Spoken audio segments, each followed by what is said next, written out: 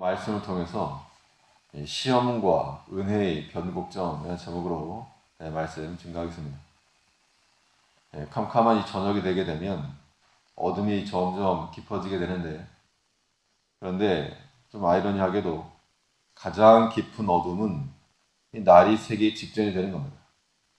즉, 깊은 어둠과 새벽이 연결되어 있다는 겁니다. 그러므로 어둠이 깊어질수록 새벽에 대한 소망을 갖는 것이 우리에게 필요합니다. 또 이 등산을 할 때에도 보면 오르막길이 있고 내리막길이 있습니다. 그 갈림길이 어디인가 하면 가장 숨을 헐떡거리면서 올라간 그 오르막의 정상이 내리막의 시작이 되는 겁니다. 서로 연결되어 있습니다. 같은 의미로 우리가 시험을 당할 때 이 시험이라고 하는 것과 또 은혜라고 하는 것이 서로 연결되어 있는데, 가장 큰 시험, 우리가 감당하기 어렵고 두렵고 큰 시험이 있을 때 그때부터 또 은혜가 시작된다는 겁니다. 즉, 시험이 은혜로 변화가 될 수 있는 그 변곡점이 있다는 것인데, 그러면 시험에서 은혜로의 변화가 일어날 때 그때는 어떠한 특징이 있는가? 또 우리가 어떠한 그러한 영적 마음을 가지고 있을 때 이 시험이 은혜로 변하겠는가?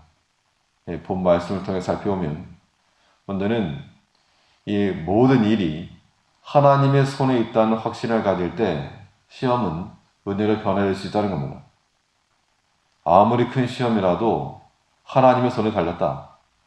이러한 일도, 사람도, 사건도 아무리 힘쓰고 애쓰고 그래도 그 모든 것은 하나님의 손에 있다라고 하는 그런 확신이 우리 가운데 있어야 한다는 겁니다. 사람이 우리를 어찌할 수 없고 사람이 하나님을 이길 수 없다라고 하는 그것을 아는 것이 은혜 생활의 출발점임을 우리가 먼저 알아야 됩니다. 19절에 보면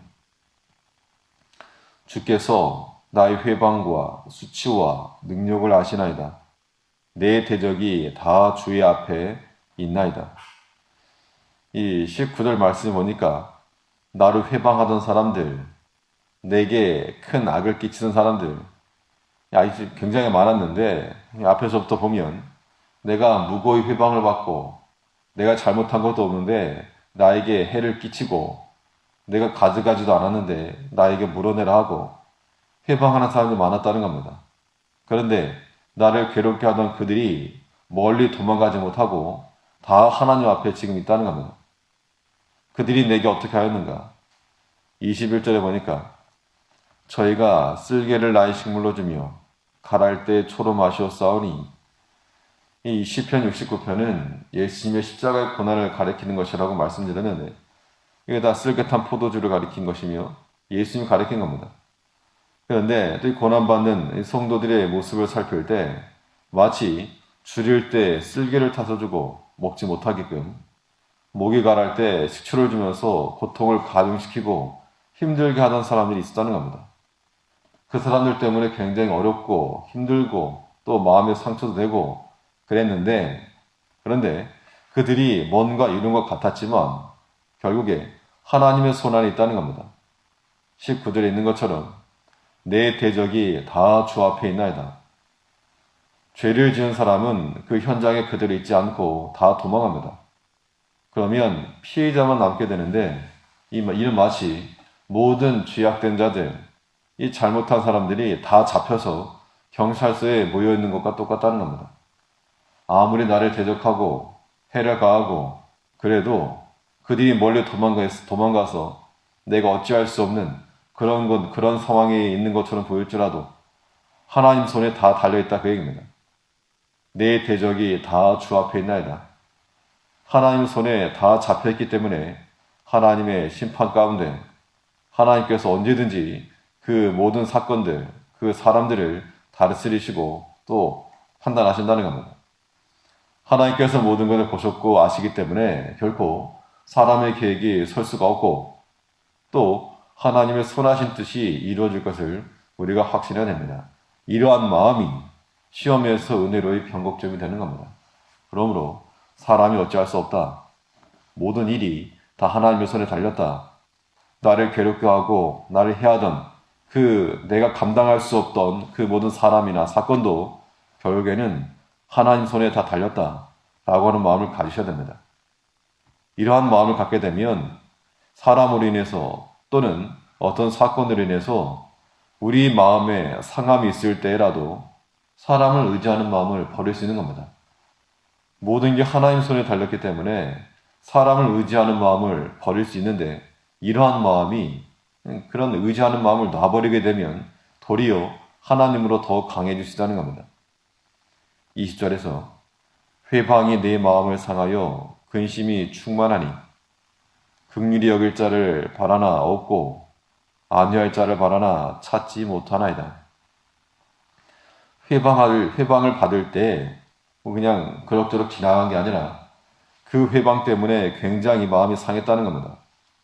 우리가 아무리 믿음을 가지고 있어도 어떤 사람의 회방이 있게 되면 속이 상합니다. 좋은 마음으로 선한 목적을 가지고 내가 주의를 하려고 하는데 그것을 오해하고 곡해하고 이걸 협력해 주지는 못할 망정 도리어 방해하는 경우가 있을 때 그때 우리가 마음의 상처를 받죠. 그러나 이런 시험이 크고 괴롭다는 것은 그런 것이 우리에게 상함을 주기 때문인데 그러나 사람의 말과 행동이라고 하는 것이 있을 때 이 상처가 되고 상함이 되는 것은 사실인데 그러나 그 또한 하나님의 손에 달렸음을 우리가 알아야 됩니다. 그런 사람이 시험을 이기는 겁니다. 그러므로 이 시험의 때에 우리가 사람에게 위로를 받으려고 할 이유가 없는 겁니다. 사람을 무시할 것도 아니고 또 버려서도 안 되겠지만 우리 처음부터 우리가 하는 모든 일들 가운데 사람을 의지하고 나가는 그 마음은 버려야 됩니다. 시험이 크고 또 우리 마음을 상하게 하는 일이 있을지라도 사람을 기대할 것이 아니라 우리는 모든 것에 오직 하나님만이 나의 답이시오. 하나님만이 나의 위로자시오. 찾아도 없다는 겁니다. 긍휼히 여길 자를 바라나 없고 안위할 자를 바라나 찾지 못하였나이다. 오직 하나님만이 우리를 위로하시고 우리를 사랑하시고 또 우리를 건지실 수 있는 하나님이라고 하는 겁니다.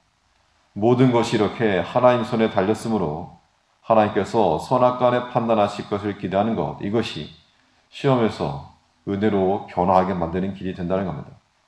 모든 일이 하나님께 달렸다는 그 마음의 확신이 우리 가운데 필요하고 또 시험에서 은혜로의 변화가 일어나려면 하나님을 대적하는 자는 설 수 없다는 것 또한 알아야 됩니다. 하나님 손에 달렸으니까 당연한 것이긴 한데 하나님 편에선 우리가 약한 것 같고 하나님 편에 있어도 뭐 별거 아닌 것 같아도 하나님을 대적하는 자가 득이한 것처럼 보일 때 우리 마음에는 하나님을 대적해서는 소망이 없다. 그런 마음을 갖고 비록 하나님을 대적하고 죄를 범하여서 무엇인가 유익함을 얻고 평안하게 거하는 것처럼 보여도 그것이 오히려 덫이 된다 했습니다. 22절에서는 저희 앞에 밥상이 올무가 되게 하시며 저희 평안이 덫이 되게 하소서. 아무리 평안한 것처럼 보여도 그것이 죄로부터 기인한 것이라면 결코 안전하지도 못하고 평안할 수 없다는 겁니다. 이 광야 백성들이 하나님을 원망하여서 이 매출하게 얻었지만 그 고기가 이 사이에 있을 때 하나님께서 그들을 심판에 따르셨다는 겁니다. 마치 태풍전에 고유라고 하는 말이 있는 것처럼 우리가 죄를 범하고 하나님 편에 서지 아니할 때 하나님 분노가 쏟아지기 전에 우리는 십자가의 회방거리에서부터 벗어나야 한다는 겁니다.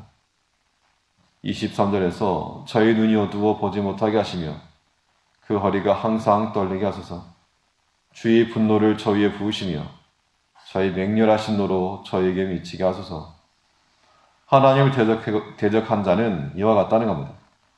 여러 가지 강건한 것처럼 보여도 보지 못한 상황에 이르게 되고 그들의 힘이 허리에 있을지라도 떨리게 될 것이고 하나님의 분노가 저 위에 쏟아질 것이므로 감당할 수 없다는 겁니다.